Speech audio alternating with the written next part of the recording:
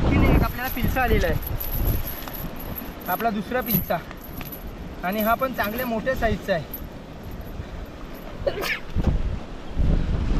बघा, याची पण साईज मस्त मोठी आहे.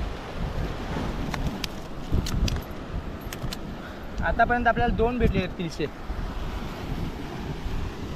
एक तर कडक साईजचा आहे, बोनीलाच आपल्याला मोठा भेटला, आणि त्याच्यानंतर हा दुसरा, हा पण मस्त